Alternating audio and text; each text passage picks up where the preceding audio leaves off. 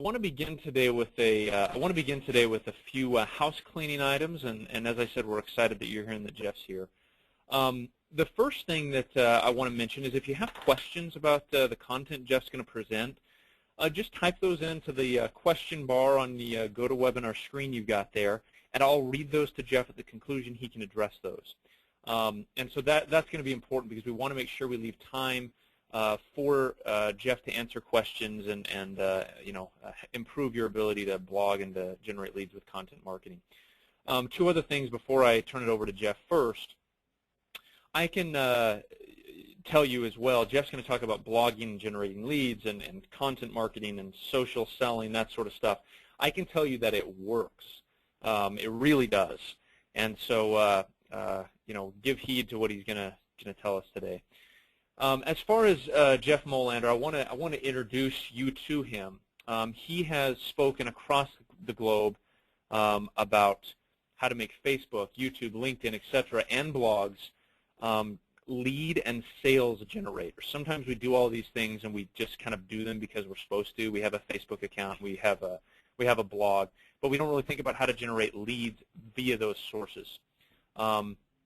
He was one of the co-founders of the Google Affiliate Network in 1999. He's an adjunct digital marketing faculty at Loyola University School of Business. He's written books, one called Off the Hook Marketing, How to Make Social Media Sell for You. So he's trained and worked with and consulted with some of the biggest companies in the world, and we're excited he's agreed to join us today. The only other item of business before we turn it over to Jeff is to mention that this webinar is being recorded.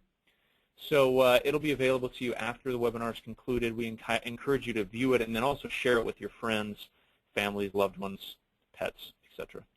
So Jeff, thanks for joining us today, sir. I understand you're coming to us from sunny and stormy Florida today, is that right? Exactly. Yeah, a little stormy today, but that's okay. It's the wet season, and I'm pleased to be here. Thanks for the kind words, and everybody else should know that I'm here to share and to teach a little bit, but I learn a lot from you, McKay, and I like to use you as an example. So when McKay says he knows this stuff works, he's living proof of it, and Log My Calls is very active in this field. So thanks for having me. Awesome. Thanks for doing it, Jeff. Okay, everyone. Well, I know your time is precious, so I'm going to start by telling you why you should stick around. I don't assume that you will stick around, and I really want to be right up front with you because I have something to share with you today that can, if you let it, improve your success with generating leads with your blog. Straightforward. So let me try to reach through this very flat screen here, and the webinar's going to be kind of cold, and I really want to try to talk to you. I mean, really talk to you. Because I know that all you want right now is to know, hey, Molander, what's in it for me? Why should you stick around and listen to me at all? Well, point blank, if I give you something today that you try and you have some success with, where you start actually generating more leads using your blog, would that be powerful for you? Would it be powerful enough to make you crave more of my advice? What if I helped you to change the way that you are blogging and you started getting more leads and better leads? Would that experience be powerful enough to make you say, hey, Jeff, you've helped me see things differently when it comes to blogging and start to improve how I'm blogging. I'm actually getting leads now, Jeff. Thanks. Hey, how can I turn up the volume on this? This is great. What's next? In other words, could I somehow convince you through this webinar to eventually, in a few weeks or months from now, ask me for the sale? Ask me for the sale. I know that I can, actually, for some of you. Not all of you, but some of you. Well, my point is, it's the same with your blog. This is how you use any social media to create leads, by creating a little bit of actual success in people's lives through what you write, your blogs, through what you publish inside your blogs, your ebooks, video tutorials, and all these kind of nuggets of wisdom, I call them, that you're going to give away on your blog. And McKay does this too. He's got his nuggets of wisdom that he gives away. Now, some of you, when I start talking like this, I know what you might be thinking. You might be thinking, Jeff, well, where do I stop? Where do I draw the line when I write blogs and I create content that educates or guides my customers? I can't afford to give away all my best stuff. Or maybe you're thinking, you know, Jeff, I'm willing to do that, but where do I draw the line? Quick example. Right here, right now, I'm not getting paid to give you all of my best tips and advice in this webinar. So why would I? I'll tell you why I would. Because my goal in this webinar is to move your needle, to get you to do something with what I'm sharing with you today, with what I give you for free. I want you to do something that moves the needle, that creates a little bit of success for you. I don't want to convince you to like me or think I'm a thought leader or follow me. I don't even care that much if you share my blog posts or retweet my tweets. I'll be honest. I want to sell something to you. If what I sell can help you, I want you to invest in me. But the only way that I'm going to get a chance at doing that or do that successfully is to give you for free right now my very best tips and insights. Because if I do that, I will have a chance at doing something for you that moves your needle. Right now on this webinar, and in my blogs too, I've got to show you a way to blog that changes your success rate, that improves your success at this. Because if I do that, your attitude about blogging will change, and more importantly, your confidence in yourself will dramatically improve. You will feel fantastic and you'll crave more of my advice so that you can get more of that self-confidence. Now let's be super clear here. What I'm talking about is materially changing your reality through what I'm putting out on social media and what you're putting out. So service sellers, are you guys and gals out there? If you're selling a service, we're essentially selling a promise, right? We're selling the promise of a better future. And in many cases, the future takes some time to materialize through your service. In some cases, products work the same way. That's why many of us offer free trials to get generate and close those leads, right? Well, it's similar with blogging. The goal is to create content that gives prospects a free sample or a taste of actual success. Just like in this webinar. If you do what I tell you to do after you shut off this webinar, I'll change how you feel about me, right? But not before you change the way you feel about yourself. That's got to happen first. If you start closing more accounts or selling more products by following my tips, that's going to move your needle. So my job is not to get you to follow or like me. It's to help you experience success so that you want more of it, more of that emotional end result, that feel good. Why? Because then you might just ask me for the sale one of these days over the course of time because you actually know. It's very crystal clear to you. You know that I have something that you need more of, and you're craving it. You're craving more results because I've already given you some. So do you see why I've got to move your needle in this webinar? And do you see why you need to move your customer's needle with your blog? Yes or yes? Because the truth is, your target market probably thinks they don't need what you sell. And if they do feel like they might need it, they probably have other objections to investing in it. Your prospect probably doesn't understand what you sell, feel like they can afford it, want to even value it. They might not believe you that your service or your product will do what you claim, or they don't even think that they can actually do what you want them to take action on. They don't believe that investing in your product or service will create the result that they need. So the question is, the obvious question is, how can your blog help you overcome these kind of objections? Well, the strange answer that I'm presenting today is this. You've got to get prospects confident, and not in you or in your business. You can do this the hard way or the easy way. If you want to do it the hard way, do what everybody else is doing on social media. Tell customers things, tell them things, and try to influence them into buying from you. And we all know how effective that has started to become, right? Not effective at all. Or you can do it the easy way. prove that you're worth investing in before you ask for customers to make the investment. Might sound a little scary, but it's about, what I'm talking about is about putting some skin in the game, as they say. Well, how much skin do you have to put in? Well, enough skin to move that needle. Okay? So, remember the first time you learned how to ride a bike? Well, wait a minute, I thought this was a social media. I thought we're talking about blogging, Jeff. Hang with me. Remember the first time you learned how to ride a bike? No matter who it was who helped you get up on that saddle. Remember the feeling that you got when you were probably a kid? That sense of confidence in yourself. Remember how you felt also about the person who gave you that confidence. Do you remember that? And do you remember how that confidence made you crave more?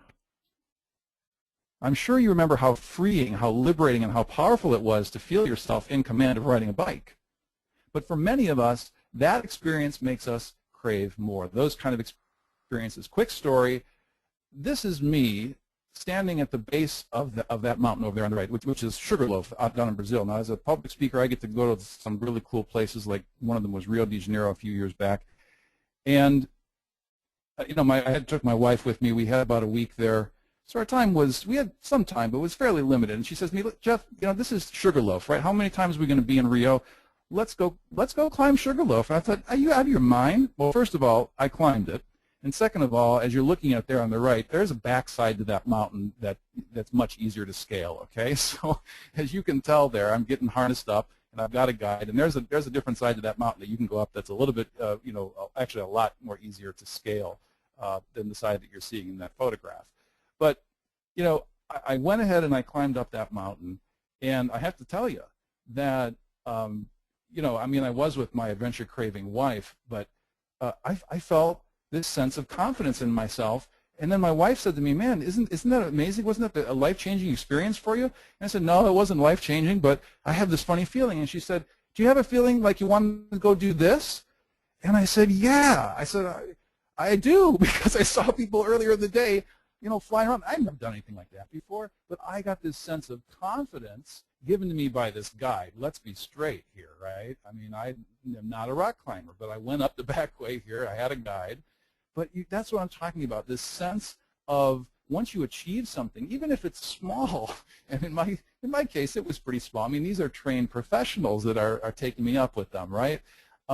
We have, the point is how powerful getting a little bit of confidence can be, even if it's a false sense of confidence.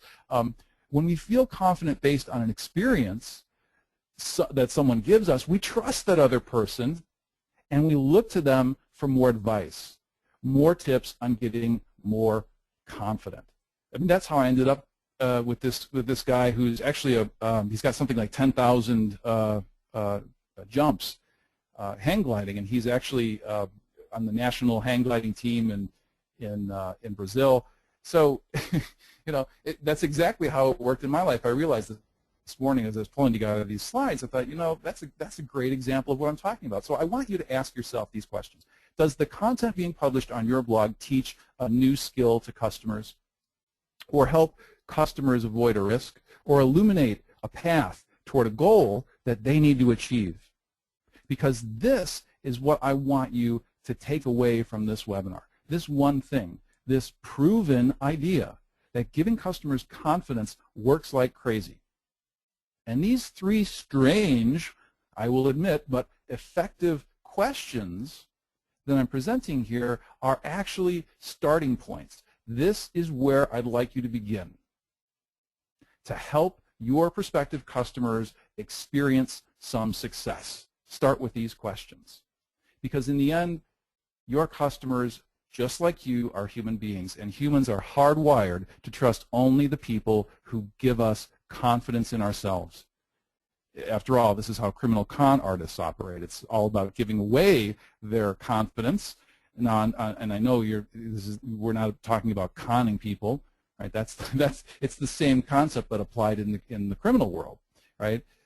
It's all about giving away confidence. Now, on social media, let's face it, trust is not earned by what you say or how you say it or where you say it. It's not. I mean, that's what a lot of the social media gurus will claim, but it's just not. Trust is earned by what your content actually does for prospects, that moves their needle, that gets them confident. And again, I want you to remember what confidence does to us. Think about the last time somebody really moved your needle. Think about how it made you feel about yourself and about that other person. Think about how it made you crave more. No, not this kind of craving. And by the way, have you ever found yourself there? I've just never found myself there as a kid or as an adult. Thank God. But it's the kind of craving that creates positive things in your life that I'm talking about. A hunger, it's still nonetheless a hunger or craving, because a lot of smart bloggers are writing to engage with prospects in ways that make them look like an expert. Plus, they're giving great tips and great advice. I mean, and this might even sound a lot like your approach so far, but I'm here to tell you guys, most bloggers that are using this tactic are not getting many leads with it. And here's why. Because most bloggers are failing to create that craving inside prospects. Most of us are struggling to get the attention with our blogs. And when we occasionally get that attention, we aren't sure what to do with it. What we end up doing just is kind of squandering it, because we're not focused on creating a craving. But your success at generating leads on blogging using blogs will improve when you start getting prospects hungry. Hungry for more answers, more powerful insights, more helpful shortcuts, and satisfying experiences that you can give them in return for them becoming a lead.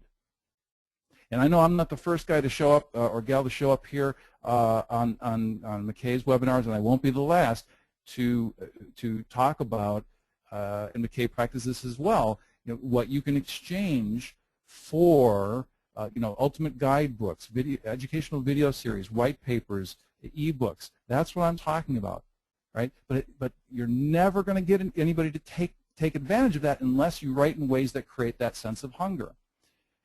So the way that happens is simple. You offer customers a shortcut to getting all the confidence that they need.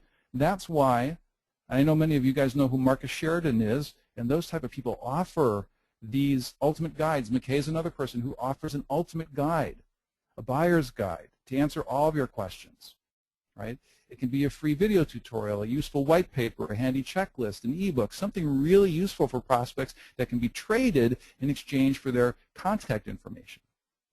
Nuggets of wisdom that come in electronic form. So remember, every post that you write really needs to make your customers, your readers, crave more from you. Crave, crave, crave. Think about that. I actually have a sign on my wall. I read Brian Clark over at Copyblogger said, every piece of content makes them crave more. And I just wrote it on a piece of paper on a sticky note, and I stuck it on my wall, and it's still hanging there today. I just like to remind myself all the time. So let's keep it real with a quick example.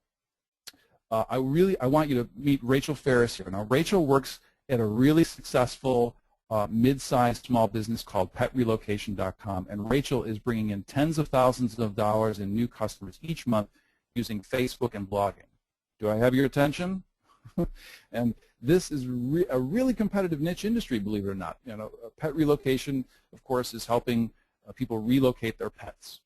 They sell basically a white glove service specializing in helping people in transition. Every day, people who need to move overseas for work or for school, and they're getting transferred, and they need their pets to be safely relocated. They relocate dogs and cats, but they handle pigs and horses and monkeys and snakes and rabbits and exotic pets and all that stuff as well.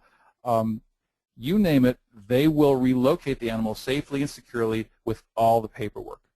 And as it turns out, many foreign countries require extensive paperwork on pets.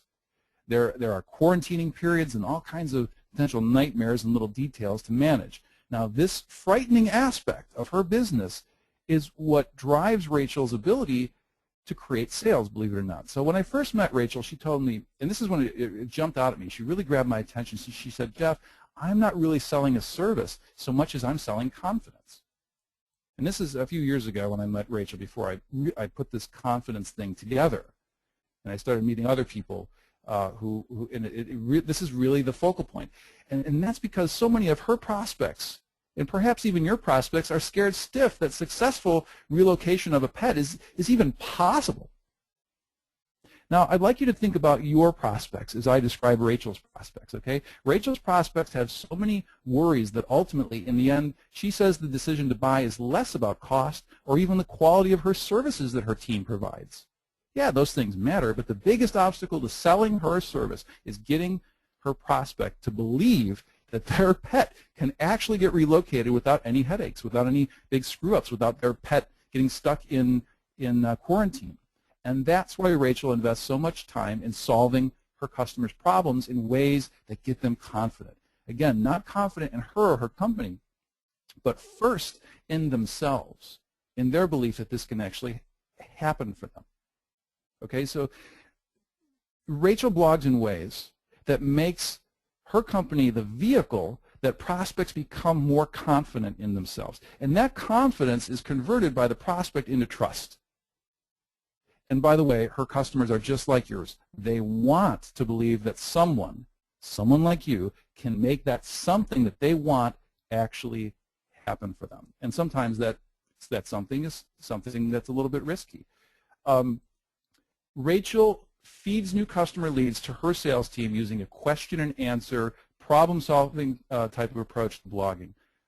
McKay here at Log My Calls practices this. Marcus Sheridan, everybody who is anybody in the content marketing industry practices this. Rachel's strategy is simple. Answer common, everyday questions of potential customers in ways that attract and then feeds leads over to her sales team. And she has a section of her blog that she dedicates to gathering up and answering questions. And again, Rachel's not the only one who's doing this. There's a lot of folks doing it. It's the Ask the Expert blogging approach. In her case, questions can range from the exotic to the run-of-the-mill. Can a diabetic cat be imported into the U.S.?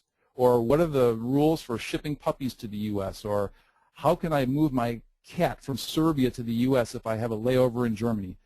And believe it or not, there are a lot of people with these exact niche questions when it comes to pets. Now, a lot of the questions are from people who will never become Rachel's customers, but that's fine. In fact, Rachel has a whole guidebook, an ultimate guide for do-it-yourselfers who want to relocate their pet unassisted. She gives away an extensive guide packed with all their best-kept secrets and tips on how they successfully relocate pets for a living. Now, and again, you may be saying, well, why would she do that? That sounds crazy. Well, because Rachel doesn't want to generate leads from people who don't have the money to spend on her service. Social media should be a great way to filter out leads for you. She also doesn't want to tie up her sales team's time trying to close business with people who haven't yet discovered how terribly difficult it can be to relocate a pet. So Rachel gladly gives away the know-how so she can, number one, get known and earn the respect of pet owners, and number two, invest more time with people who do understand and appreciate the value that her service provides and who do have the financial ability to buy it.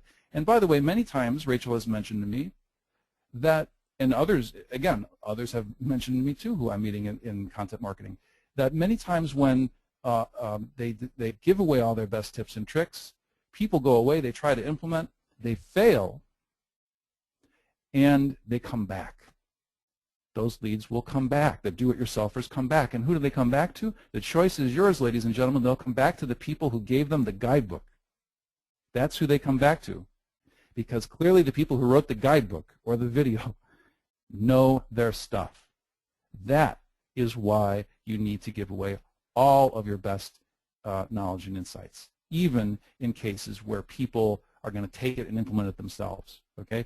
So Rachel's company now owns a gigantic database of questions and answers, all dealing with relocating all kinds of pets to all kinds of countries in all kinds of common and frankly weird situations. And ladies and gentlemen, who indexes that database? That's right, Google indexes that database. And again, I'm not going to spend a lot of time on this because I know I'm not the first speaker to show up here and tell you why you ought to be doing this. It's all about Google. Social media still, especially blogging, we live in a world that's all about search. That's the way that it all begins. That's the way people are using Google. Your prospects are going to Google, typing in their questions, like as you see here, moving cat to Indonesia, and it's all about showing up there and being able to be discovered. Now the truth is, this stuff is not a secret at all. Just like in the movie or the book, The Secret, we've always known how to make blogs produce leads and sales. The system has just been being kept quiet for some time, and not many folks are running around talking about it. But now we're starting to see, and you are tuned into the right place. McKay is all about showcasing a lot of those folks. That's what I do as well. That's why I'm here. I like to hang out with people who are spreading the knowledge about this. The secret is out. There is no secret. So can you begin to blog in ways that answer customers' common everyday questions? Can you become like Pet Relocation and turn your blog into an answer center for people who are looking for answers relating to what you sell? Can you pop up more often in Google search results where customers are searching for answers online? Heck yes. Yes or yes? Okay, I thought so. So my job is to find people like McKay, like Rachel, like this guy Ed Worthington, who you see here, who is selling office copiers with his blog, all using this same technique. And again, very much like what McKay does, we see Ed's technique, he calls it the good guy technique. We see people out there who are advocating in ways for the customer that are just, you know, so blatantly honest and upfront that it scares the bejesus out of people, and in particular manufacturers. Ed represents manufacturers. Marcus Sheridan over in the pool and spa industry represents manufacturers. And many times these blogs become so powerful. These blogs coming from individuals who represent these manufacturers become so powerful that in terms of lead generation tools and their honest review of hardware, that manufacturers want to buy out these blogs. Okay, so it's all about, yes, it is about advocating for the customer, but it's about how you advocate for the customer and how you design that your ability to advocate for the customer. So I always like to say there is no secret sauce, but there is secret sauce. And what I'm going to do is give you really quickly the way that I typically frame the secret sauce. And that is this. Again, I've given you those 3 starting points today. We're going to come back to those in just a moment. But you know, the 3 strange but effective places to start. Really, and this should come as no surprise to you, what I'm talking about here all starts with solving problems for customers. That is really, at a high level, what I'm talking about. Trusting your instincts, getting back to the very basic concept. Again, this is what put Marcus Sheridan, this is what allowed Marcus Sheridan and his co-owners to feed their families. This is what put Marcus Sheridan on the front page of the New York Times a few months ago under this headline. It's all about this crazy simple concept of solving customers' problems, because when customers understand their problems more clearly, they're better equipped to steer themselves toward the right answers. And that answer can include what you sell if you are the guide. But if you have the know-how and the guts to just do something as simple as start, blogging in ways that solves their problem. And also, you've got to be a little bit smart about it. You've got to design the way that you're blogging to sell. And that's where we get into the behavioral aspects. That's where we get into, well, what do you mean by that, Jeff? What I mean is structuring your words using many times classic copywriting techniques in ways that create, that get people to read your blog to begin with, and then ways that create hunger for more, hunger for that next step that your customer or your prospect will take. They'll get halfway through reading your blog, or they'll get toward the end of it, and there's that ultimate guide to answering all their other questions. And if you've done your job right, if you've structured the way that you write correctly, you've created this sense of hunger. You've created confidence in them. They now know something. They now maybe have taken some notes on your blog or printed it out, and they're going to go do that step 1, step 2, step 3. Plus, they're going to come back, and they may even at that moment register for that download or that video. I use video tutorials in my business. That's how I hook people. Is I say, look, if you want to do this, and that's, by the way, what's coming at the end of this webinar. If I'm building up a sense of urgency in you and hunger in you that you want to take a lesson here, I'm going to give you a link, and there's going to be a free lesson involved. So that's what social media is really all about. It's about that design and giving people a reason, getting people hungry, giving people a reason to take that next step so that you can engage with them in a deeper way, and you can actually, kind of like dating, see if there's actually a discussion to have here, if there's a worthwhile discussion to have. And finally, this idea of translating is one where it brings us full circle. How do you know what problems to solve? How do you know where to start? What questions should you be answering? Well, if you're listening, when I say translate, what I'm talking about is really listening for those key insights. And there's great places you can listen. You can listen at the end of webinars. People ask questions. People are out there typing into Google. Do your keyword research. That's all about listening for those pain points. How are people expressing their pain? How are people expressing their curiosity? How are they expressing their fear or their desire to achieve a goal? And there are different places that we can use social media, different techniques that we can use, Twitter monitoring, monitoring on Facebook, all these things. There's places where we can listen for those pain points, and then we know what questions to be answering. And by the way, it's not just online. If you've got a telephone and you talk to your clients, if you've got people coming into your business, you've got a brick and mortar business, I've got lots of success stories of people who just said to me, you know what, one day I realized I get this question in my store all the time, and I thought to myself, gee, that's a blog topic. Heck yeah. And many times that is, in the case of a guy named Ryan Safadi, who I like to talk about at J&O Fabrics, a fabrics company. He had someone come in and asking about wedding, the material, the fabric that makes it for the best wedding runner. And it was a question that he got from someone in his store that people had been asking for 10 years. They've been asking this question. He turned it into a blog post, and to this day that blog post is paying him dividends because it's an answer that nobody else had the foresight to answer. So be sure that you listen and help people, again, bring it back up to the top and help people solve those problems. The businesses that are actually creating demand for products are helping customers solve common everyday problems, period. Important things that are meaningful for people: saving money, avoiding chronic disease, protecting children. You guys have so many different products and services out there, and there are so many different customer profiles out there. And McKay, I don't know if you're still on the line. Maybe you can rejoin. I'm pretty much winding down here. What are some of the problems that your customers need solved? Maybe real quick you can hit me with some of those and that you've been blogging about lately. Are you there, McKay? Yeah, I'm right here. Sorry, that's a good question. Yeah, I mean, our customer sort of focus is we want to make sure that they're able to, the product, Log My Calls, is designed to help customers track their marketing's effectiveness and also listen and analyze their calls. And so that's what we're about, is helping them get more customer data and more marketing data. And so that's also what our blog's about is, okay, how can you not only track your marketing more closely, but how can you improve your marketing?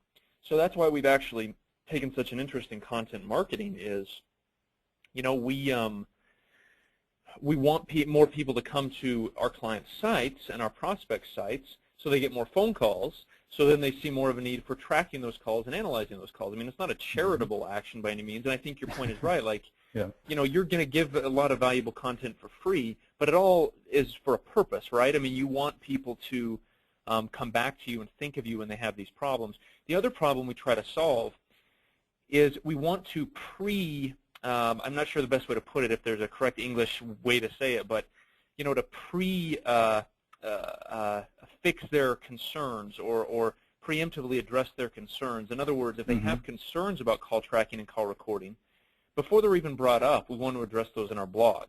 And so I think that's kind of what we try to do, is fix problems, address problems, even maybe before they arise in the blog. So problems that they don't even know that they have, or myths that they believe in that may prevent them from even walking down the path of considering call tracking, I'm guessing. Both. I mean, good. We also address a lot of myths. I mean, you bring that up, but there's some myths about, call recording. People think it's not legal, or they think that call tracking will you know, harm their marketing in some way. Those are myths, and they're not true, and so we try to address those in our blog as well. So yeah, all of the above. Excellent.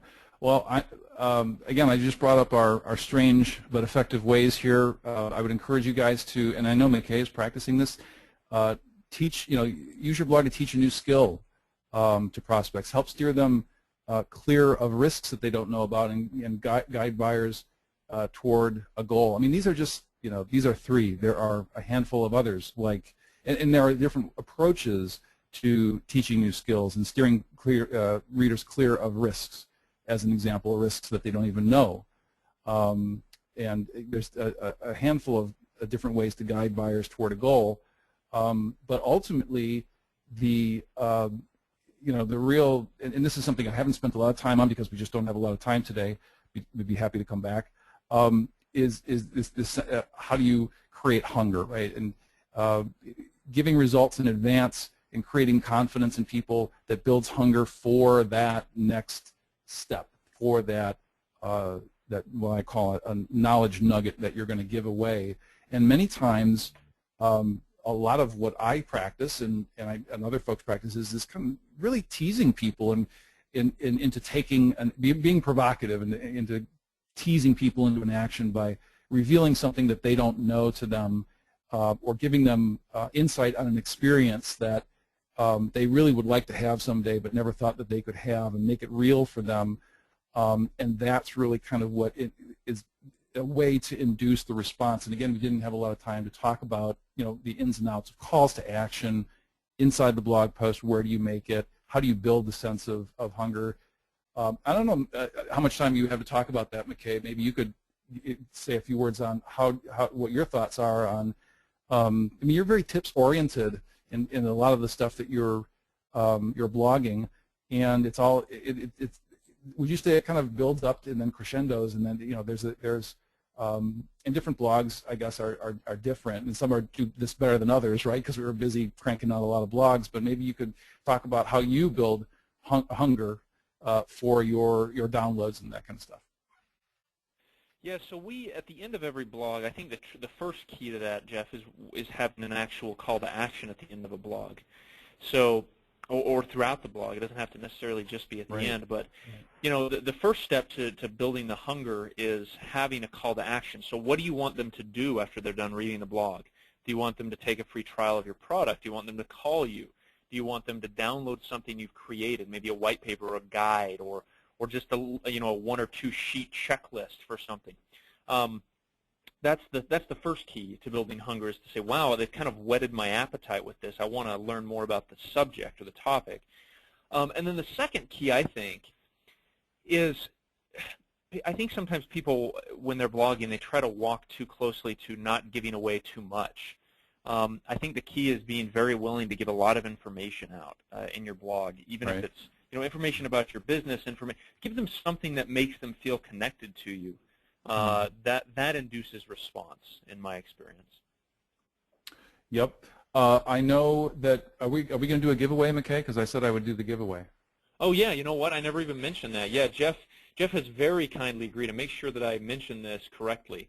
So he wanted to do two things, and I think this is awesome. Is first, provide I think however many copies of the book you want to provide, Jeff, but then also give away $500 worth of free training that he provides, which is an incredibly gracious offer. And so explain a little bit about the free training and the book, if you would, Jeff, so we can make sure that we give those away correctly. What we'll do is we'll take the first three folks who are going to ask questions. So go ahead. First person to ask it has to be a good question.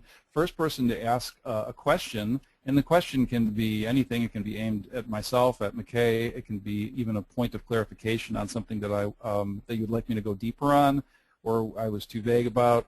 And we'll award the $500 in training is for a 30-day coaching package that is called Make My Blog Sell For Me. And that's what we do. We meet once a week for an hour, and you guys get folks get homework, and we meet up once a week, and we work our way through some lessons step by step, and get knee deep into what I've been all the things that I've been talking about today. So we'll go ahead and give the first person who asks a question a free entry pass into that program, and then I'll give away a couple of books to people, the next two people who will ask questions. And let's see here. And it looks like we've got Tammy Dickerson who gets the free $500 great. of training. So good job, Tammy. Her question is, and I'll send this to you, Jeff, and then I'll address it as well if that's okay, is what Sure. types of links should we or can we include in our blogs? So I'll let you hit that, and then I'll hit it, Jeff. I'm not sure I understand the question, but what sort of links should we include? What is your... In other words, I think she's asking, and Tam, correct me if I'm wrong on this, type in a clarification, but where do you want to send them back to your home page? Do you want to send them to other sites? Do you want to send them to landing pages? What are some rules you have on linking within blogs and where you send people? And maybe that could actually be her question. Maybe that's where I can start as she reacts to your question, McKay. Yeah, she's saying social media sites, our own website. Where would you recommend sending people? Yeah. Yeah. Well, again, different posts probably in my world, different posts have different goals. But the number one goal is typically providing that I'm able to get search penetration. I don't know, McKay, if you practice this, but I will write a post specifically looking for search engine penetration on a keyword phrase. If I'm able to get that search penetration and begin to receive traffic, I will then, if there is not already, insert a link or a call to action, graphical call to action to my landing page. As an example, this socialsellingbootcamp.com URL is simply a redirect to a free training program. So if you're interested in the free training, go ahead and take advantage of it. But the free training is many times where I link from my blog post. I will link to my free training using a graphical call to action or a link. And I will decide to go ahead and create that link once I have search engine penetration that justifies it. Because many times, McKay, another element here that plays into the linking element is when do I produce these knowledge nuggets, these downloads, these things that I'm going to give away for people to register? Well, the only time that you should be creating those is when you've got traffic that you can direct to them, right? So and some people may not be in that position yet. That's the way I run that. Now, Tammy, in other terms of linking, I don't know if you follow Brian Clark over at Copyblogger, but if you do, another thing that is really effective in terms of search engine optimization is creating these what Copyblogger calls cornerstone pages, which are essentially indexes of content. It's nothing but a content page, and it's a bunch of links that are all of your on subject oriented, that are subject oriented, and are where you can link from your inside your article to one of these cornerstone pages where people can go deeper and find and discover all the other related content on that particular subject that you've blogged about in the post. And that is another good use of linking that helps your internal search engine optimization ranking potential. I don't know if I'm answering the question, McKay, correctly there, or yeah, no, I think you are, and I'll give an example. I'm going to take the screen real quick and just answer one more thing, and then we've got a bunch of other Sure. good questions. So this is, let me make sure the audience can see. Okay, so this is our blog. We had a blog post this morning, hit at 7:27 a.m. You can see here. So we had a webinar last week with Tim Ash, who is fairly well known in the marketing world for landing page optimization. Yeah. And so what we did is in the blog, we sort of had a recap about the so the focus of the webinar, if you were here last week, everybody, was Tim is huge on landing page optimization, so form fill-outs. Well, we obviously care about phone calls. So our CEO argued that phone calls were more valuable than form fill-outs on landing pages. So they had this mini argument. That was sort of how we promoted it. And so the links in the content are actually to the recording of the webinar. So if you hit this, it's going to take you to the actual webinar recording. So you can come to this page via the link and listen to the webinar. So that was our focus, and then at the end we included another link where they can actually download a white paper about call tracking, because the webinar talked a lot about call tracking. So, and the blog does as well. So if you you can link up here at the top to another webinar, and then at the bottom we have a call to action where they'll actually go to a landing page and they can fill out a form to download a paper about call tracking.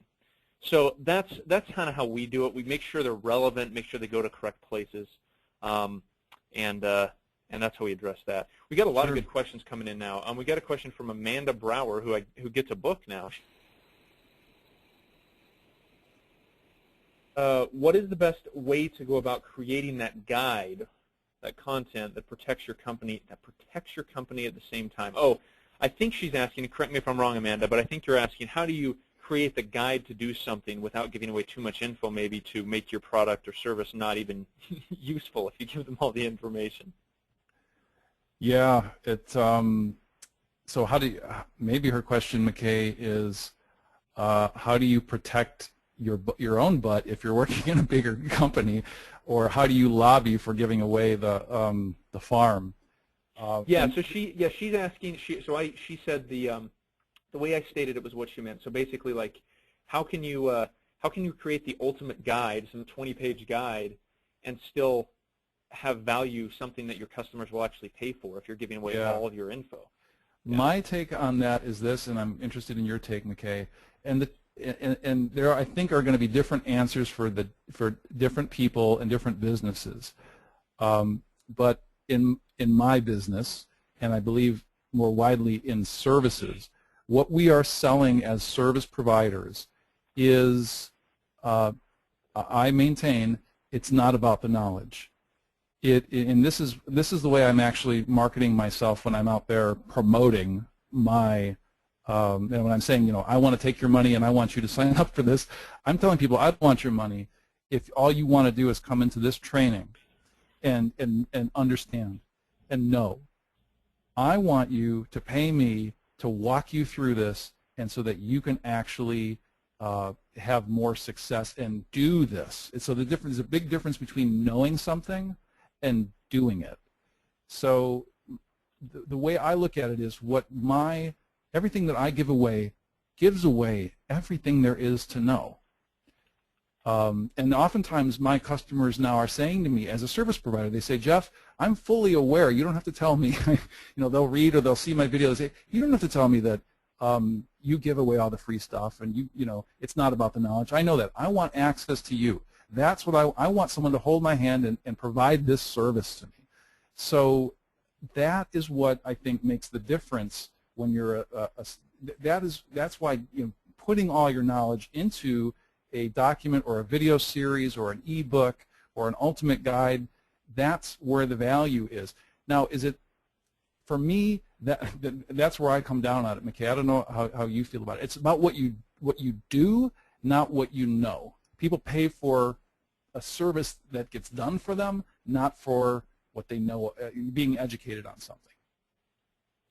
Yeah, I would agree with that, and I think you've got to keep in mind too that just giving somebody the knowledge is not going to necessarily make them able to do it correctly. And so while we can give people tons of knowledge, and we're a software, and so, you know, a software is a service, so it's a little bit different. But like, for example, if you're a marketing agency, you're like, oh, I don't want to tell everybody how to get better SEO results. Well, guess what? You can give everybody all the information in the world, but the likelihood that they will do it with as much detail and precision as you could is extraordinarily small. Right. So, you know, a good question, Amanda. And then David asks a couple good questions. He says, I'm just starting with my blogging, bringing my department into the social sphere. What's the best method to follow when selecting content, building a community, and following a cadence to how frequently we post on social media? So he says, for example, do I push all my messages across all my social channels? What strategy should I decide as to what to post on which social channel, etc.? So he's kind of asking a content and social question, I think, Jeff. I'm not sure I understand exactly where to start with that one. How do I develop? It's a huge question. Yeah. How do I develop a cadence? I think maybe, help me out with this, McKay. Maybe, what if we were to say, it sounds like the question could also, as it relates to blogs, really boil down to where would I start with a editorial calendar? Yeah. That's how I would, or maybe I'm answering the question by saying, if I'm right on target, McKay, it sounds like you're nodding your head up and down as opposed to left and right. Yeah, yeah. Yeah, how do I decide what to blog about and when to blog about it? And again, it gets down, that's a whole different discussion, but I guess the quick and dirty of it is you got to have a content marketing calendar, and that, or I should say blogging editorial calendar. And the key bullet points there are what's the pain? Like, you're going to have some columns in your calendar or your Excel spreadsheet, right? And what's the pain that's going to address? Or what's the goal that you're going to bring your customer one step closer? Or what's the fear that you're going to help them overcome? The next column might be the title.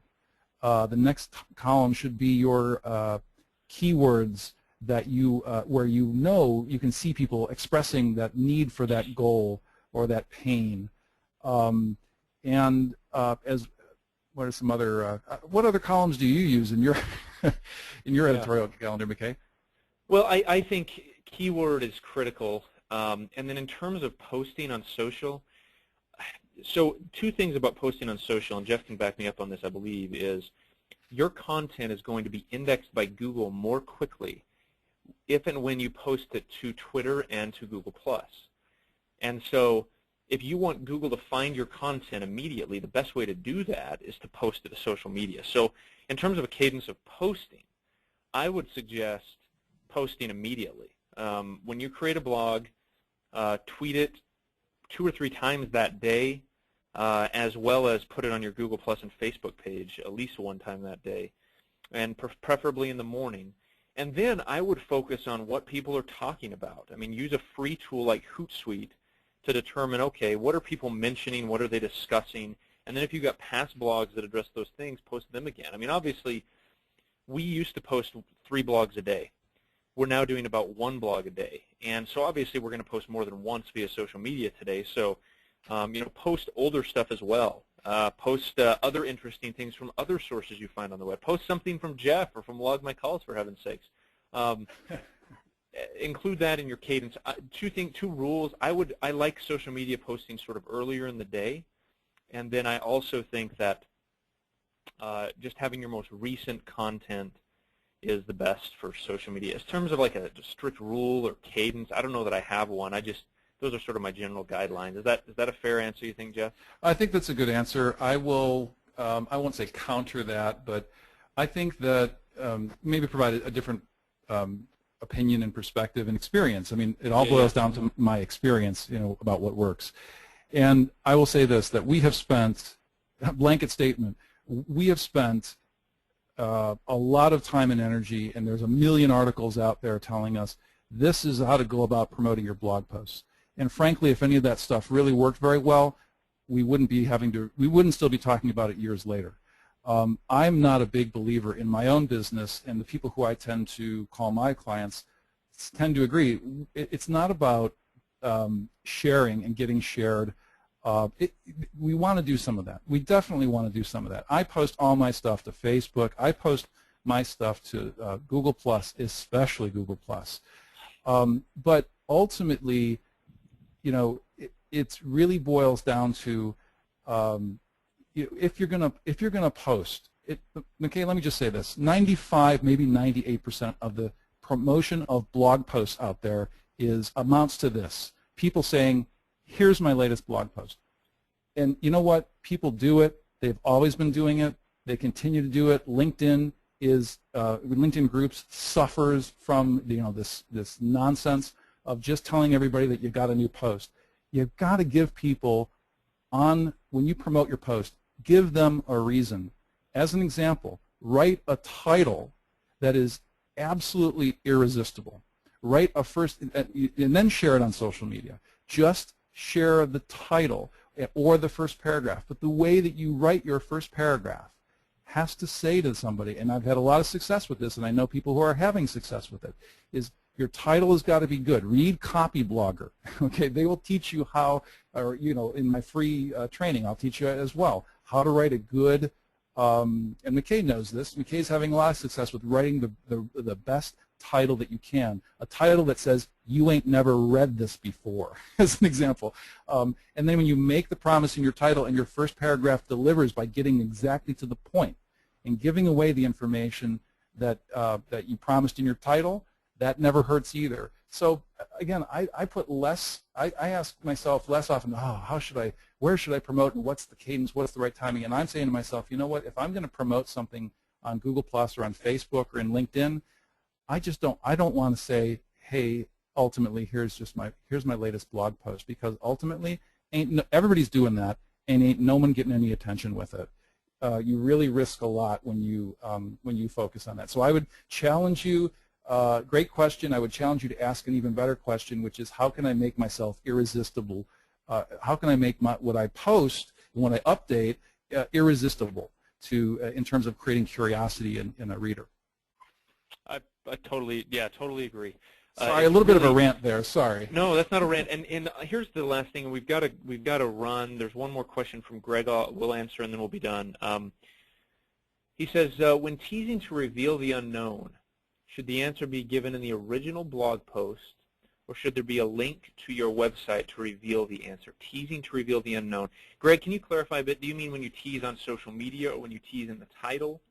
When you're teasing, probably anywhere. Yeah. My answer to just what I think you're asking, Greg, is and this is sort of a broader point, but in our experience, and it's sort of sad in a way, the content matters. Don't get me wrong. The blog has to be really good, or else you will not get readers long term. So don't misunderstand. The content has to be really good, but the title is by far the most important element of any blog, in my opinion. If your title isn't good, no one will read your really good content. Your title has to be extraordinary, or else the rest of your blog can be Pulitzer Prize winning, and it won't matter. So make sure your title is good. So I would focus on that teaser line. So Greg clarifies. He says the slide mentioned blog in ways that tease. So he says when you're teasing, where do you reveal the answer to the tease? Jeff. Well, what the rule I follow is you're ultimately creating. You want to create hunger for the unknown throughout. You want to create hunger for the unknown in your title. You want to create hunger for the unknown in your first paragraph. Your job, I think, is to never stop. Keep people asking questions. Write in ways that continually build confidence. Okay, I got it. Oh, that reminds me of another. I got another question. That's what you want from people when they're reading. They keep reading. Oh, I got it. That sounds important. Okay, cool, got it. Okay, I wonder if he's going to cover this. Oh yeah, he's covering this, but he didn't cover that. And here, look over here. Oh, an ultimate guide. He probably covers it in there. Or a tutorial where he actually is promising. Make the promise to cover it to reveal all of the unknown in your what I call knowledge nugget, your download, your video tutorial, your ultimate guide. Does that make any sense to you, McKay? Hopefully. That makes perfect sense. Yeah, totally agree. Yep, I totally agree. Well, Jeff, I appreciate the time. It was really good stuff. And everybody, thanks for taking the time today. You're going to receive an email in the morning, from Log My Calls that has this webinar recording attached to it. So you're going to I'd encourage you to listen to it again and to share it with people. I do want to show you where the recording will be also, and I want to encourage you to come to our blog and read it as well. So I'm going to make me the presenter again real quick, Jeff. Okay. So this is our webinar page. You can see Jeff's beautiful picture here. This is going to turn into a recording link, so you'll come here, click on this little link. Instead of register, it'll say recording, and you'll be able to listen to that. Also, I just want to encourage you to come to our blog, blog.logmycalls.com. We post every day, and we try to make sure the content is good. So you can see here, convergence smackdown recap, top 4 services to integrate with Log My Calls, how to create a call scorecard that doesn't suck, various things. So anyway, come to that, enjoy it, and then Jeff, very gracious of you to extend that offer, and we have the winners of the books as well as the $500 worth of training. So we'll reach out to you folks individually and make sure you're able to take advantage of that. So Jeff, any final thoughts before we conclude today?